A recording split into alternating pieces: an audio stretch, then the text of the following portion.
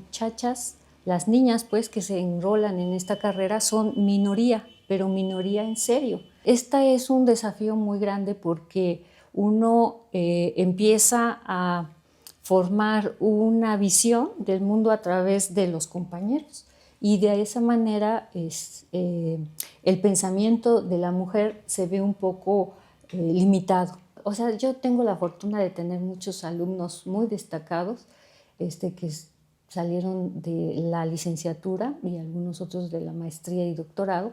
Mira, yo las partes que valoro más, me dijo, es cuando vamos a tomar el café o el té.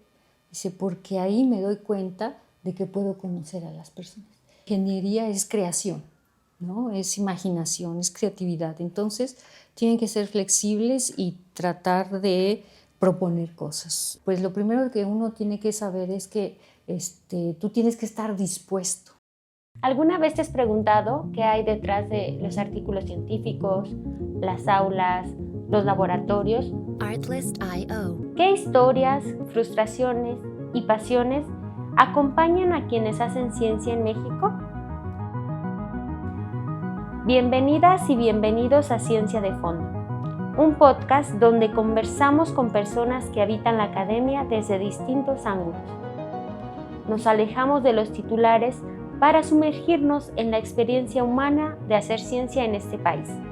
En esta primera temporada exploramos la academia en México, trayectorias, retos, silencios, logros y contradicciones que pocas veces se comparten, pero que definen profundamente lo que somos.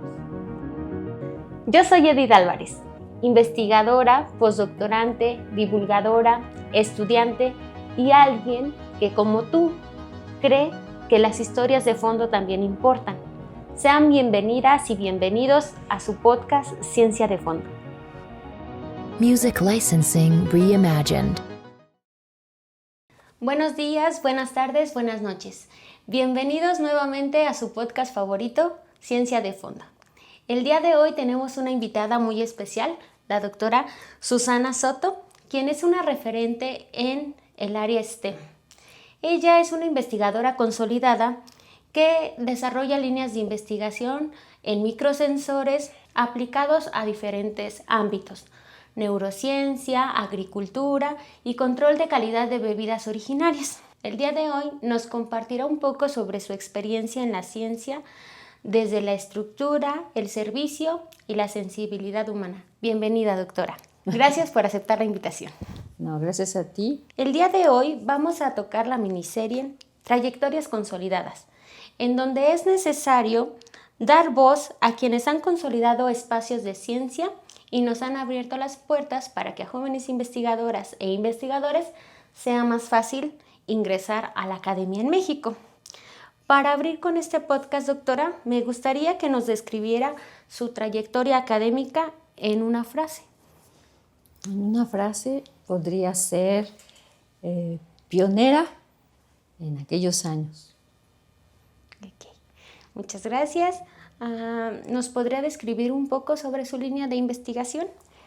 Pues mira, en general yo he intentado desde el ámbito de mi profesión, que es electrónica, desarrollar circuitos que me permitan aplicarlos a diferentes ámbitos, como bien lo comentabas. En este sentido, pues estamos hablando principalmente en medicina, porque hemos trabajado mucho en ese campo, también en biotecnología y en algunos otros como es la agricultura y recientemente en el ámbito de energía y medio ambiente. ¿Qué momentos fueron decisivos en su camino como investigadora? Pues mira, realmente fueron varios, pero casi siempre del ámbito personal, porque ser mujer en ingeniería, en esta área en particular, todavía en este momento podemos ver en la Facultad de Electrónica de la Benemérita Universidad Autónoma de Puebla, grupos donde las muchachas, las niñas pues que se enrolan en esta carrera son minoría, pero minoría en serio. O sea, de un grupo de 30 alumnos, alrededor de 4, ¿no? Máximo 5 son mujeres. Entonces tú te darás cuenta que en aquellos años, pues yo fui de las únicas mujeres en la generación. Por tanto, este es un desafío muy grande porque uno empieza a formar una visión del mundo a través de los compañeros y de esa manera el pensamiento de la mujer se ve un poco limitado. Entonces es uno de los más grandes. Otro también personal fue que en esta etapa, ¿no? En donde uno hace el posgrado en general, uno está en etapa reproductiva tradicionalmente en México. Es decir, en otros países la etapa reproductiva se alarga hasta los 30 o 40 años. En México no. Y esto implicaba que pues, yo ya era casada y tenía que estar en el doctorado trabajando con una niña recién nacida. Entonces fue un reto realmente importante porque implicaba pues dedicarle mucho tiempo a la investigación, pero también pues intentar estar en casa, ¿no? Entonces esa fue realmente una de las etapas más difíciles y finalmente creo que en el ámbito personal la decisión de irme a otro país a hacer una estancia postdoctoral donde mi hija no tenía ni 4 años. Entonces yo la tuve que dejar. Y eso también fue algo muy fuerte yo pienso que para cualquier mujer dejar a un hijo es tremendo. Entonces yo sabía que lo tenía que hacer porque de eso dependía, ¿no? Mi futuro y lo hice. No me arrepiento todavía. Mi hija sí me lo menciona de vez en cuando. Sin embargo, creo que una de las cosas que la mujer en estos ámbitos tiene que hacer pues es también priorizar, y no quiere decir que priorizar es menospreciar a la familia, sino que esto depende de lo que hagamos y entonces hay que establecer ciertos caminos, ¿no? Que hay que cruzar. Ay, sí, fue una experiencia, me imagino que muy bonita y a la vez retadora por toda la parte emocional que involucraba, más allá de los retos que obviamente implica mudarte a otro país donde no es tu lengua nativa, vas a aprender cosas nuevas y es muy desafiante y difícil. La doctora tuvo la oportunidad de formarse académicamente en 2 casas de estudio muy prestigiosas del país, el IPN y el CINVESTAF. ¿Cómo describiría su experiencia en cada una de estas instituciones, doctora?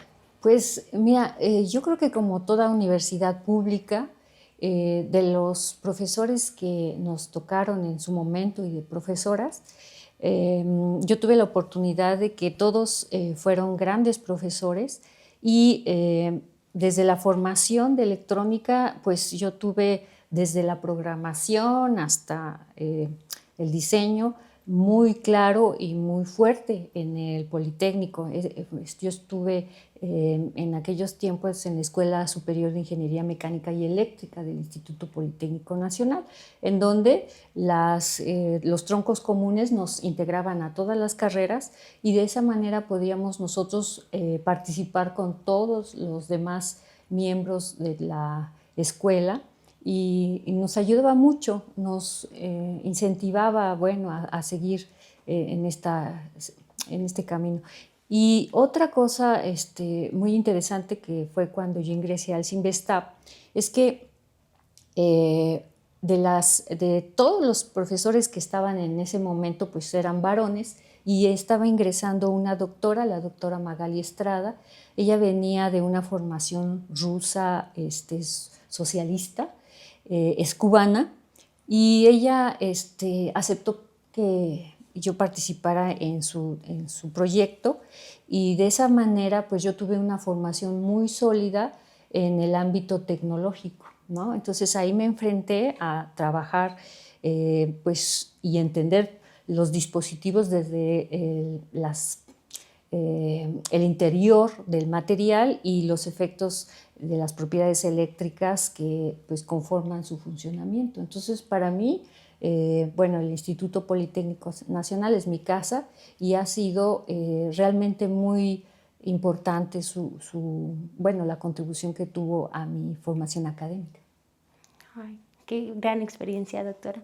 Y retomando un poquito sobre su estancia postdoctoral en Italia, ¿qué experiencias fueron importantes durante este periodo? Pues mira, ahí cuando yo llego al Centro de Física Teórica de Trieste, Italia, en donde realizo una estancia de 2 años en el laboratorio de microprocesadores. Fíjate que ese lugar es muy rico en cuanto a cultura, porque tiene la participación de todos los países, digamos, en vías de desarrollo o en este caso emergentes, como lo es México.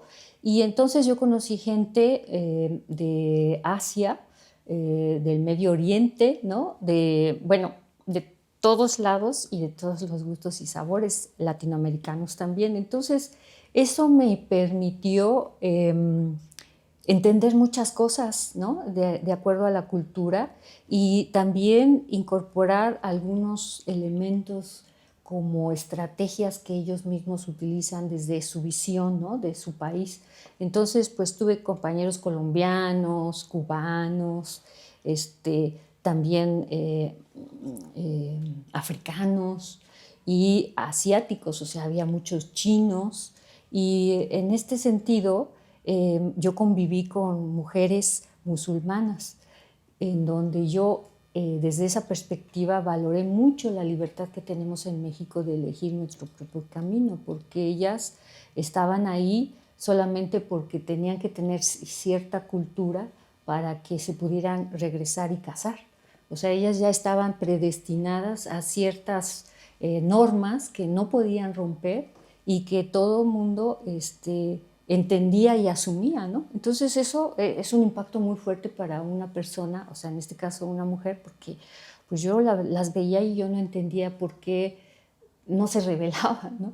Pero después de un rato entiendo la concepción y ahora veo que pues forma parte de su cultura y por lo tanto pues hasta que ellas no lo decidan, ¿verdad? Cambiará. Entonces esta riqueza de culturas también nos permitió, bueno, a mí en particular, pues conocer mucha gente que ahora son amigos de vida, ¿no? O sea, conocí a una argentina que me enseñó a matear, o sea, a tomar mate, y le agradezco infinitamente porque ella pues me permitió desafiar, ¿no? Ella caminó todo el Atlántico en su barco junto con su novio y llegó a Trieste para hacer también una estancia postdoctoral. Entonces era un personaje increíble y aprendí mucho de ella. Y también tengo otra amiga muy entrañable, María Liz Crespo, que también es argentina, y ella era una computóloga muy, muy destacada. Y ahí fue donde tuve las primeras amigas, mujeres, pues, porque toda la carrera, pues, siempre fueron hombres. Wow. ¿Cuántos miles de kilómetros se tuvo que recorrer para que el núcleo de mujeres en STEM, en electrónica, fuera un poquito más grande? Así es. Una vez que terminó toda su formación en la estancia postdoctoral y decidió regresar a México para establecerse como investigadora, ¿cómo fue que amplió su línea de investigación para tener esa participación en la neurociencia, en la agricultura, en biotecnología? Pues mira, fíjate que también dentro de todas estas experiencias yo conocí grandes personajes allá en Italia. Algunos italianos, como los que tuve de tutores en la Universidad de Pavía, donde fue mi tercer año de postdoc. Y esta universidad es una de las más antiguas en Italia. Y los profesores que eran referentes en el área de diseño electrónico eran las personas más sencillas y humanas que yo pude conocer. Entonces, cuando yo regreso, empiezo a notar diferencias muy grandes, ¿no? En cuanto a las personas que se destacan en México y su calidad. Entonces me llamó mucho la atención y empecé a buscar otras áreas. Entonces conocí filósofos, que me encanta hablar con filósofos porque tienen un bagaje increíble de términos, de palabras, ¿no? Además te hacen reflexionar, horrores, o sea, una cosa increíble. Y después, en este caminar, pues me topé con un fisiólogo que aparentemente, bueno, trabaja en el Instituto de Fisiología, pero realmente yo no sé si es fisiólogo de profesión, pero maneja redes neuronales con una metodología muy interesante. Es el doctor Enrique Soto, que no es mi pariente, pero la propuesta que se le hizo fue trabajar el diseño electrónico de manera tal que pudiéramos integrar esta parte con respecto a una posible registro de señales provenientes de las neuronas que él trabajaba. Él veía el comportamiento ya de esta red interconectada directamente por acción de fármacos o de ciertos químicos que él estaba trabajando. Entonces, esta parte fue muy interesante. Me permitió ver que la electrónica puede participar con otros campos, ¿no? Para problemas en específico. Y así conocí un fisioterapeuta que también trabajamos con los muchachos en hacer algunos dispositivos para rehabilitación, por ejemplo. También tuve estudiantes muy destacados que ahorita ya están en el Centro Nacional de Rehabilitación, en donde ellos pues hicieron electroestimuladores. Es decir, empezamos a ver que unir áreas era interesante. Y ya finalmente en el área de agricultura y nos topamos con un compañero del mismo Instituto de Ciencias, Rogelio Vázquez, en donde él nos mostró que había muchas problemáticas en el campo y que podían abordarse directamente con electrónica, ¿no? Un poco la agricultura de precisión, pero desde un ámbito local y muy aterrizado, porque la agricultura de precisión es utilizar grandes infraestructuras para automatizar todo. Y a veces lo único que se necesita pues, es medir la humedad del suelo o algún otro parámetro que permita determinar si la planta está en buen estado o necesita algún tipo de requerimiento. Entonces trabajamos con él en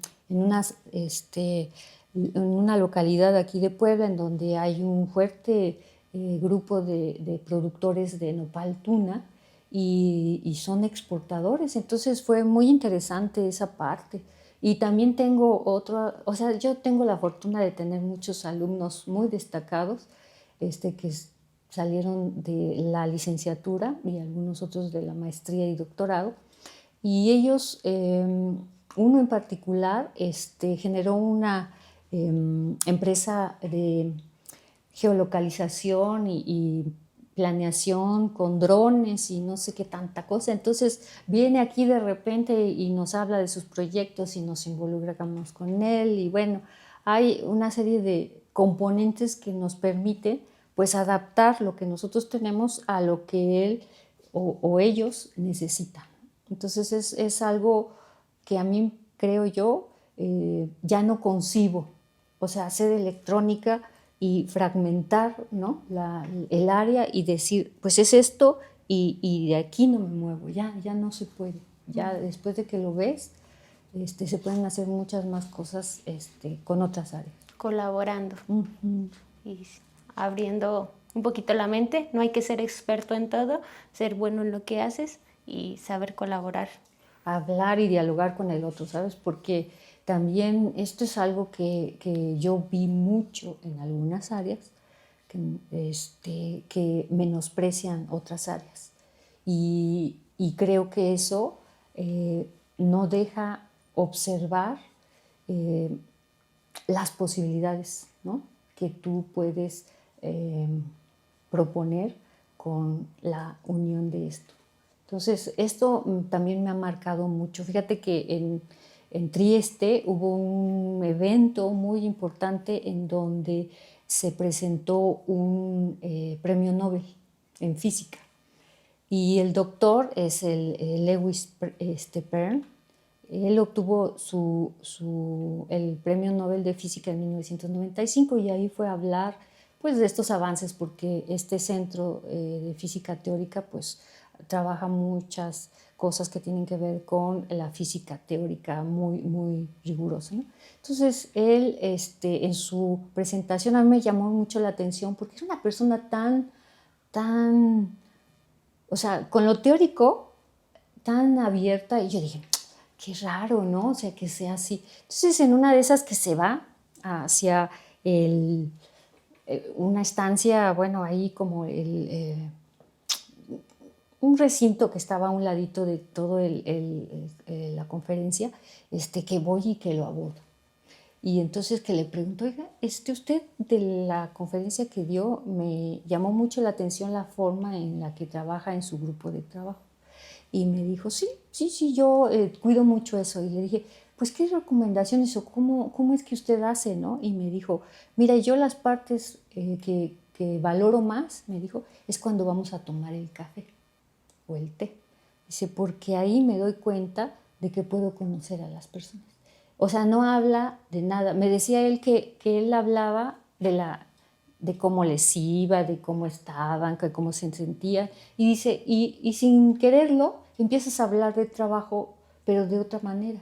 Y ahí resuelves muchas cosas. Entonces, yo realmente me di cuenta que era importante transformar la visión que uno tiene para poder, pues, realmente tocar a los estudiantes de tal manera que sientan que uno no quiere más que ellos mejoren y pues logren muchas cosas, ¿no? Que es lo que uno haría con un hijo, ¿no? O con una hija. Entonces, estas cosas son o han sido realmente muy interesantes a lo largo de mi carrera, porque yo intento, en la medida de lo posible, pues promover, ¿no? Esta cordialidad en las personas desde el ámbito humano, ¿no? Y después, ya en el laboratorio, pues trabajamos con la metodología, los protocolos, pero finalmente hay que ser un poco más flexibles, como decías, ¿no? De mente.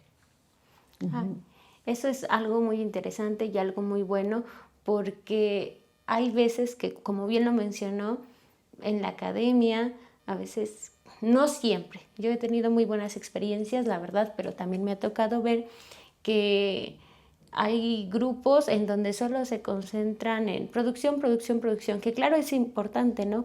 Pero si no ves a la persona como lo que es una persona y solo lo ves como un medio para tú seguir subiendo o mantenerte en tu nivel, creo que eso a final de cuentas no te va a llevar a ningún lugar o a tener relaciones de colaboración sólidas, porque yo creo que la parte humana sí es lo más importante.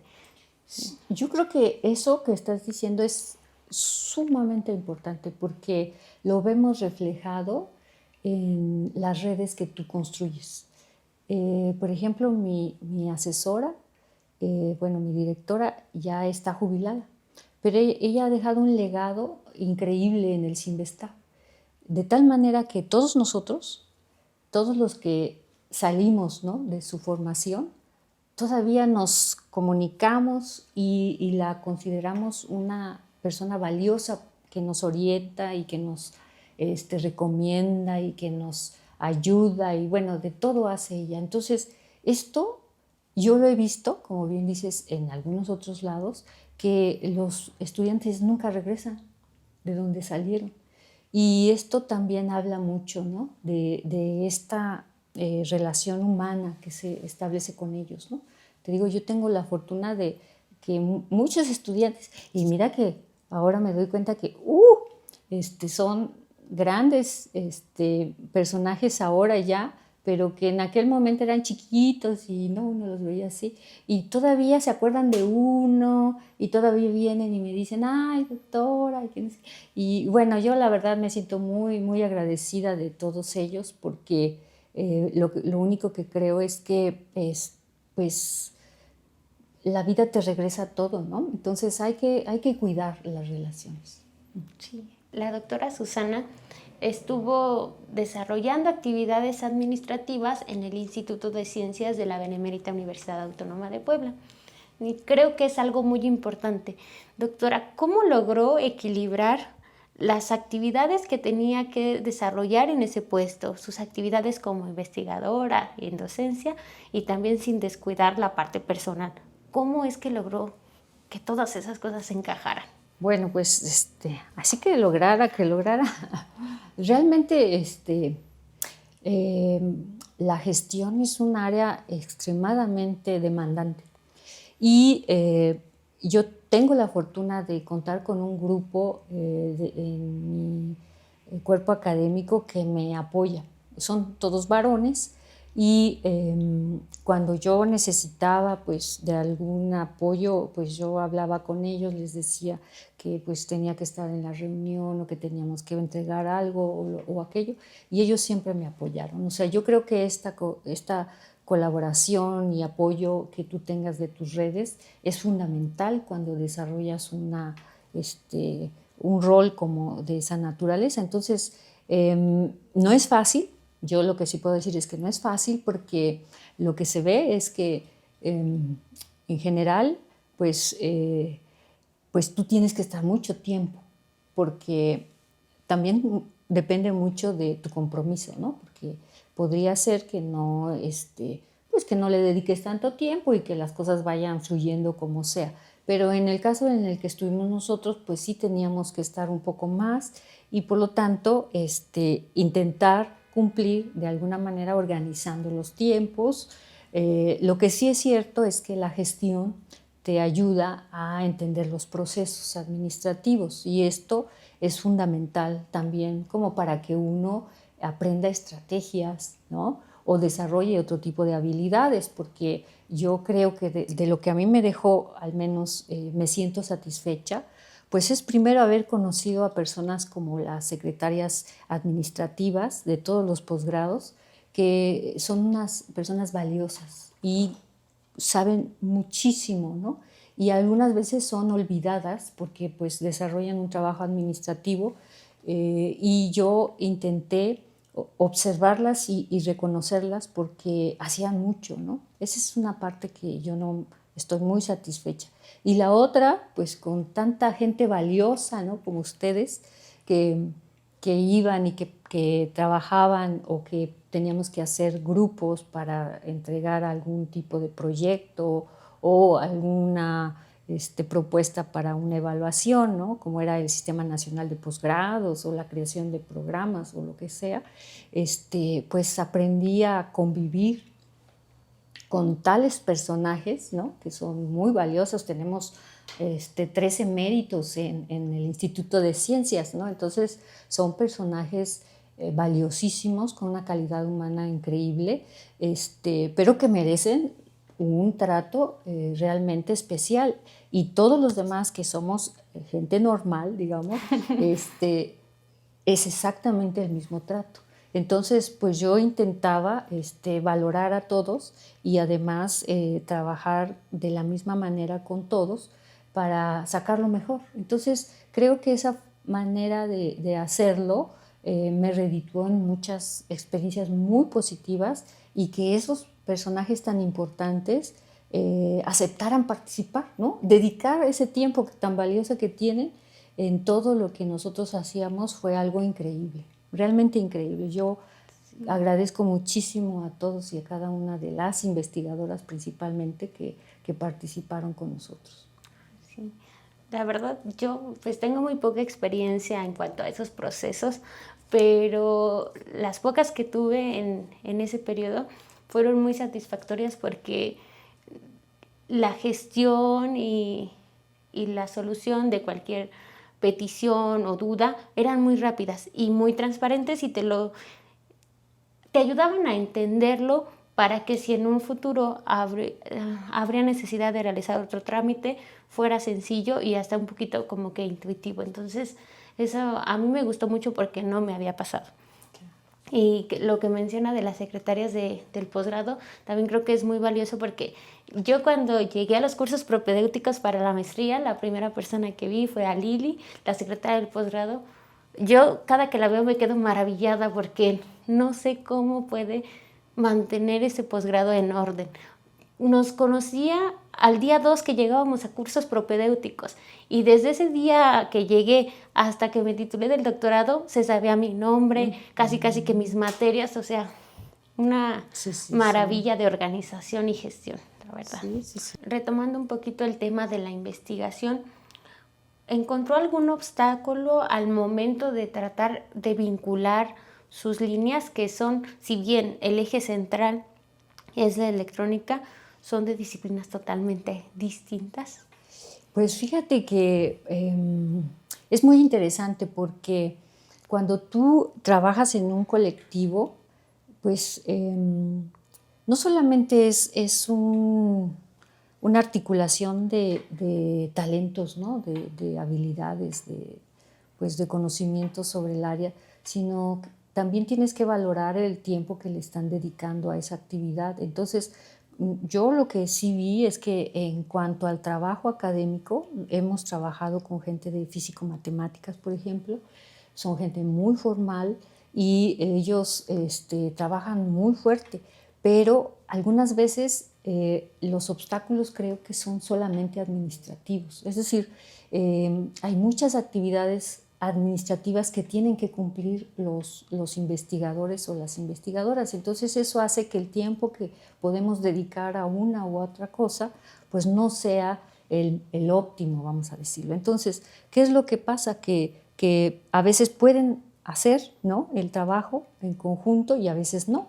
Entonces se opta por dividir y trabajar de esa manera, pero eso desarticula todo. Es decir, hablar sobre el problema y las posibles soluciones en una mesa así como esta, ¿no?, permite entender la visión y proponer soluciones ya ahí mismo que pueden dar solución muy de mucho alcance, digamos. Entonces, esa para mí creo que ha sido de los principales retos que afrontar, porque precisamente estaba oyendo hablar a el coordinador del proyecto Olinia. No sé si lo hayas oído antes. Es este proyecto que van a sacar a nivel federal de los autos eléctricos. Entonces él decía que él estaba seguro de que iban a cumplirse los tiempos y mencionó que había un conjunto de profesores de diferentes instituciones a nivel nacional que estaban participando. Eran 70 profesores de 17 instituciones. Y entonces dijo que la única manera que él vio para que se pudiera cumplir esto era hablar con las instituciones para que les dieran las facilidades y ellos se pudieran trasladar, que están aquí en Puebla, para que se dedicaran. Y solo así ha podido cumplir con los tiempos establecidos. Entonces, ¿qué nos dice esa experiencia? Pues tan sencillo como eso. O sea, primero, si se deben de generar proyectos de ese alcance, porque hay talento para hacerlo. Pero eso implica que varias instituciones deben de participar. Y si eso es así, las gestión o la administración central debe de dar las facilidades para que se lleven a cabo. O sea, tú no puedes estar, digamos, pensando no sé, en el trabajo de laboratorio si al mismo tiempo te están diciendo que tienes que entregar un informe porque va a ser el reporte o el informe del director o la directora en curso. Entonces eso te quita mucho tiempo, algunas veces no porque no lo tengas, sino porque hay que armarlo con propiedad para que todas las cosas que te están solicitando pues se las puedas enviar. Entonces siempre se ha discutido sobre un lugar en donde tengan alojados todos estos comprobantes que ya ellos puedan revisar sin necesidad de estar solicitándolos a cada momento. Entonces, todos estos trámites administrativos han perjudicado o vamos a decir, trastocado pues el trabajo que se puede desarrollar en conjunto. Entonces creo que el gran reto para todas las instituciones es realmente poder dedicar el tiempo de los investigadores a lo que es un proyecto de gran alcance. Yo creo que sería eso. Sí, tienes razón. A mí me sorprende mucho cuando me pongo a pensar en lo difícil que es conseguir financiamiento para un proyecto de alto nivel, ¿no? Vamos a decir, un proyecto de ciencia de frontera en donde tienes colaboraciones internacionales. Lo difícil que es ganarlo, que lo aprueben, y al momento de ejercer los recursos, lo frustrante y demandante que es tener que hacer 5 cotizaciones diferentes para elegir al que a final de cuentas fue tu propuesta número 1. Y obviamente ese fue trabajo que tú hiciste antes para poder hacer el desglose del proyecto. Y entonces muchas veces en esa repetir o triplicar trabajo implica tiempo laboral importante en donde tú te tienes que ir deteniendo porque no puedes adquirir un reactivo, un equipo que necesitas por todos esos procesos administrativos. Entonces sí creo que entiendo lo complejo que es llevar la gestión de una institución tan grande, pero también creo que sí hay formas más automatizadas para llevar a cabo todo ese tipo de tareas. Sí. La doctora es una mentora de carreras STEM y también mentora de mujeres en esta área. ¿Cómo ha sido su experiencia en ese sentido?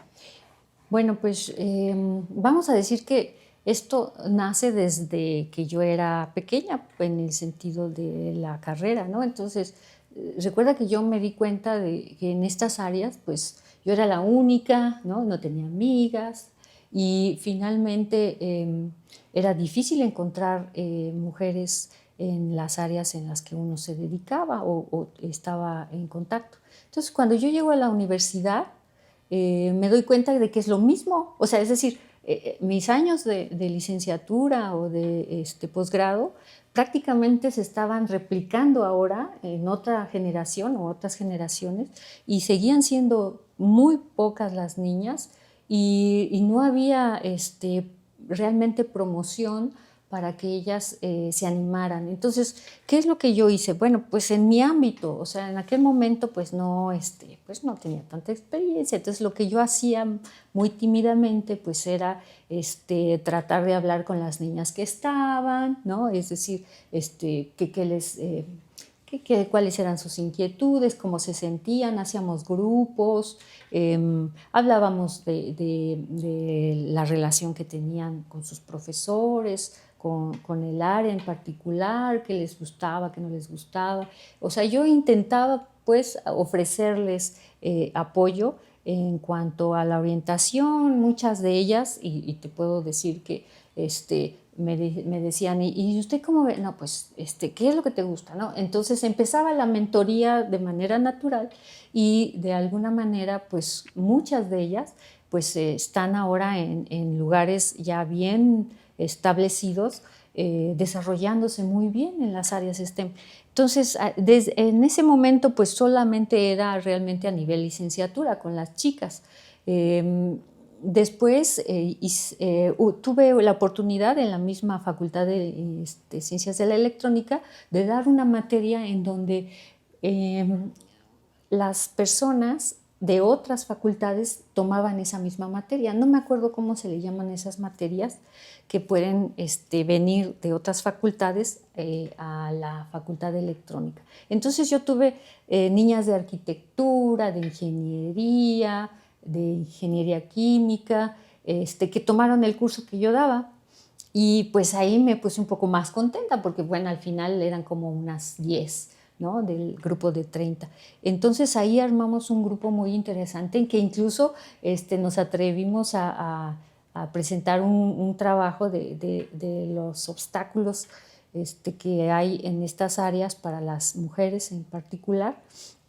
Y muchas de ellas me contaban cosas muy tristes en el sentido de que, pues, por ejemplo, algunas lo que hacían era vestirse pues así con cosas muy holgadas para que no las molestaran.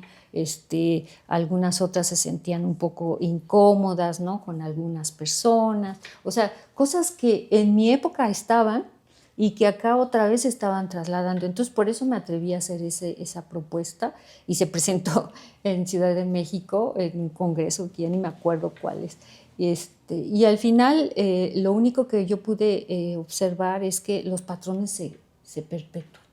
Y bueno, entonces empecé a trabajar sobre algunas áreas que tienen que ver con las barreras psicológicas de las niñas en particular, porque hay muchos mitos alrededor de por qué las niñas no pueden irse a matemáticas o por qué no son buenas para matemáticas o por qué solo los niños tienen que estar en esas áreas. Y me encontré un libro increíble italiano, de un autor italiano que se llama La farfalla e la crisálida. Esto sería la mariposa y la pupa, ¿no? Y este librito es un libro pequeñito donde él es un matemático que hace una revisión histórica de todas las mujeres de aquella época que osaron dedicarse a las áreas STEM. Y es tremendo, o sea, tremendo como aquellas que las mataron, ¿no? por haber estado en estas áreas, o las que no fueron reconocidas realmente, como las que trabajaron con Albert Einstein, Eminut, una alemana que era brillante en matemática, pero que nunca tuvo la oportunidad de mostrar, ¿no? Porque pues tenía que estar a la sombra. Fue la única que le permitieron entrar a la universidad en esas épocas y por tanto pues tenía que estar callada y no hacer mucho ruido. Entonces ahí me di cuenta que era injusto que las mujeres no pudieran participar. Entonces empezamos con mi grupo, que tengo un amor de compañeros. Está el doctor Salvador Alcántara, que también es egresado del Politécnico. Él es una persona extremadamente flexible de mente. Y el doctor Joaquín Alvarado, que también es un joven investigador, pero que tiene unas características muy flexibles para ser tan joven y tan centrado pues, en la disciplina. Le gusta también apoyar a las niñas. Entonces, con ellos he conformado un grupo para poder llevar algunos talleres a las diferentes escuelas, primarias principalmente. ¿Por qué? Porque en estas infancias lo que se está viendo es que los niños están desarrollando su neuroplasticidad y entonces es muy inmediato que ellos integren estas, digamos, actitudes para lo que viene después. Entonces, nos hemos ido por allá por Chignahuapa, a una primaria que tenemos una persona que ve toda esa área, un postdoc, por cierto, y el doctor Edgar, y él nos llevó a esa primaria. Entonces hemos establecido feria de ciencias con los chiquitos de primer año y siempre estamos invitando a las niñas que hablen, ¿no? Porque tienden a quedarse calladas. Entonces es una lucha constante, pero una lucha tremenda porque en particular nos hemos enfrentado a que las niñas que se dedican a estas áreas o que prefieren estas áreas es porque las mamás las invitan o las motivan, ¿no? Principalmente. Recuerden que los niños es por ejemplo. Entonces, si la mamá o el papá o la maestra, ¿no? las motiva, seguro se van a ir por ese camino. Sí, es un área muy bonita. Yo creo que a final de cuentas todas son difíciles porque luego muchas veces nos encasillan así como un área súper difícil, impenetrable. No, todas las áreas tienen sus desafíos, pero es muy satisfactoria y es bueno que haya esa apertura y que desde chiquitos a los niños se les dé esa formación, porque al menos en mi experiencia, estudiando en una escuela pública, en un pueblito muy pequeño, no tuve ese contacto con la ciencia. Me acuerdo mucho que mi primer contacto así con cosas de ciencia fue porque mi hermana estaba en secundaria y le compraron una enciclopedia. En ese tiempo se estudiaba en enciclopedia. Entonces, yo ni siquiera sabía leer, todavía estaba chiquita. Pero lo tomaba así su enciclopedia y me ponía a ver todas las fotografías que tenía y repasaba así con lapicito los nombres, ¿no? Entonces me gustaba mucho toda la parte de botánica. Ya después que aprendí a leer, la leí y decía, ¿por qué esto no me lo enseñan en la escuela? Y me tenía que esperar hasta, o sea, me acuerdo mucho que hasta que en tercero de primaria, ciencias naturales, ya venía algo así. Y entonces amaba cuando era ciencias naturales, geografía. Era como, wow, matemáticas creo que siempre fui buena, pero porque en eso sí se enfoca, ¿no? Que matemáticas y español. Pero qué bueno que ahorita desde kinder, desde primaria, tengan esa cercanía. Sí, sí, sí. ¿Qué legado le gustaría dejar como investigadora y como mentora en esta área? Pues precisamente que el énfasis que yo siempre hago con los muchachos, al menos esta es la parte que me toca, pues es que ellos tienen que crear, o sea, la ingeniería es creación, ¿no? Es imaginación, es creatividad. Entonces, tienen que ser flexibles y tratar de proponer cosas. Estamos muy acostumbrados a dirigir siempre, ¿no? Los problemas y, por supuesto, las soluciones, ¿no? Entonces, cuando yo les presento un problema, les digo, pues ahí está, tienen que cumplir con esta especificación. Y entonces es un choque cultural, ¿no? Porque, ¿y ahora cómo le hago? No, pues, ¿qué crees que tienes que hacer? Bueno, al final ellos se han dado cuenta que tienen que proponer, ¿no? Y eso es una de las partes más importantes para la innovación. O sea, tienes que proponer. Este es fundamental, pero sin perder de vista la parte del contexto. O sea, yo creo que si algo tiene que entenderse con este diálogo con los pueblos originarios es que todo lo que uno hace tiene un impacto en algún ámbito. Entonces, si yo propongo, por ejemplo, en energías renovables, un parque eólico, seguramente lo que estoy haciendo va a repercutir sobre no solamente el espacio en donde se van a colocar, ¿no?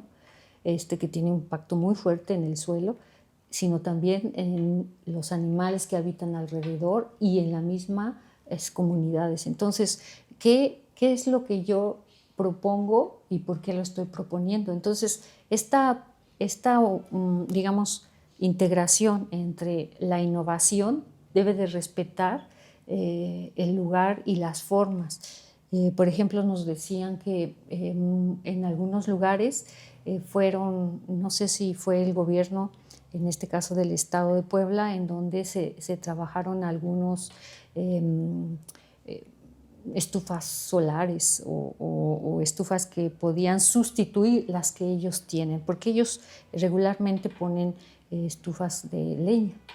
Entonces, lo que no saben es que para muchas comunidades el espacio es sagrado, es de convivencia. Entonces, el sustituirlo de por sí ya van a tener una barrera. Entonces, lo que sucedió fue que las llevaron, se tomaron la foto y nunca las usaron, porque precisamente no estaban de acuerdo ellos en esto. Entonces, esto se los trato de recordar a mis estudiantes, que tienen que reflexionar sobre las propuestas y no imponer, sino más bien, digamos, conformar algo que permita que el otro lo acepte y que estén de acuerdo.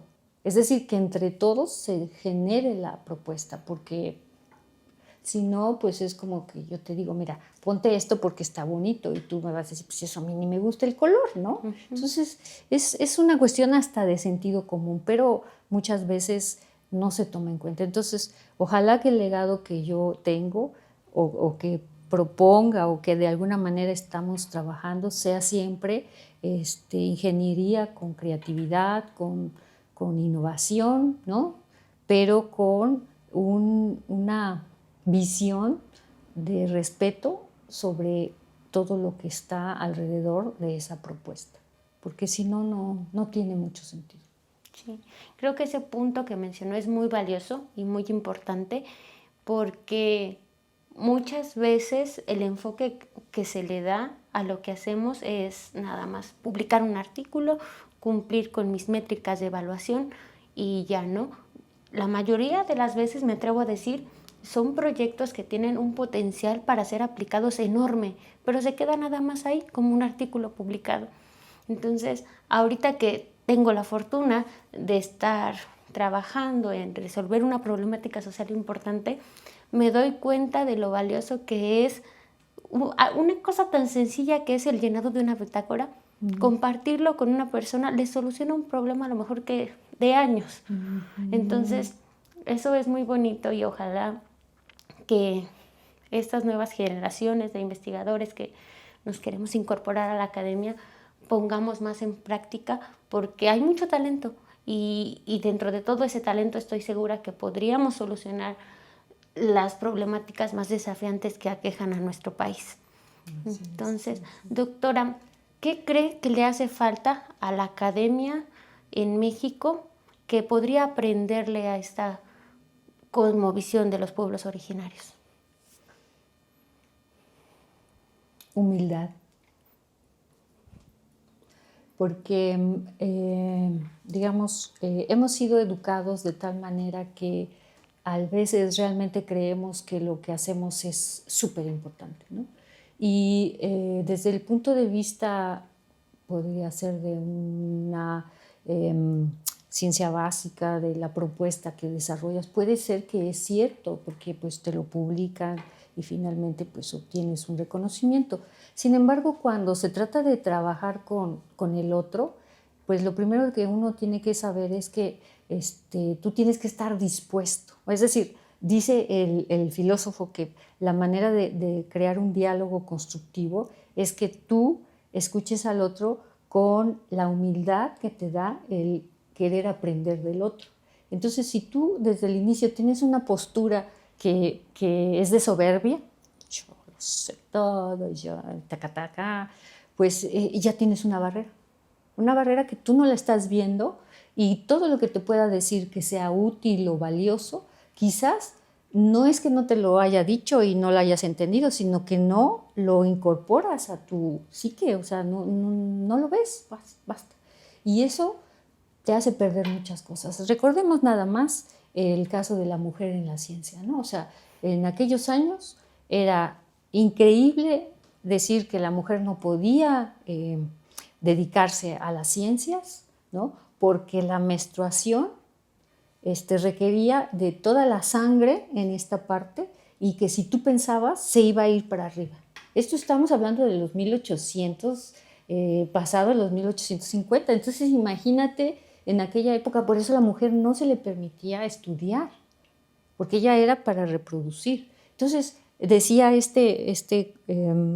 autor del libro que lo único que pasó es que se perdió la otra mitad del cielo, precisamente porque al no querer incorporar esa otra visión de la mujer en este ámbito de la ciencia, pues se hizo lo que se pudo entre ellos, y de la misma manera estamos acá. Entonces, en la medida en que avancemos en ese sentido, yo creo que va a ser mucho más valioso la incorporación y el entendimiento de lo que ellos valoran y que nosotros respetemos cuando hagamos propuestas. De otra forma, creo que pues siempre va a ser lo mismo y no vamos a llegar mucho más allá. Okay. Para cerrar el episodio, me gustaría hacer la pregunta firma del podcast. ¿Qué significa para usted hacer ciencia, ser académica y ser humana? Pues mira, para mí, pues realmente hacer ciencia es trabajar con el conocimiento para algo, ¿no? Es decir, proponer soluciones con los conocimientos que uno tiene y de esa manera construir algo, ¿no? De alguna manera yo considero que es importante hacer ciencia básica, ciencia de frontera, pero como dijo la doctora Elizalde, o sea, para ciencia aplicada se necesita infraestructura. Entonces, ¿cómo vamos a llegar a eso si no podemos ni siquiera avanzar en la ciencia básica con respecto a todo lo que involucra la problemática en México? Entonces, para mí es aplicar los conocimientos para un fin en específico. Le agradezco mucho su participación en este espacio. Estoy segura que esta conversación será muy valiosa tanto para jóvenes que estén interesados en ingresar a este mundo de la ciencia como para quienes ya están, y los invito a que dejen sus comentarios aquí abajo si tienen alguna pregunta, alguna duda. Con gusto se la vamos a hacer llegar a la doctora Susana. Aquí abajito también van a estar apareciendo nuestras redes para que nos sigan y también el contacto de la doctora por si tuvieran alguna inquietud. Eso es todo. Muchas gracias. Muchas gracias.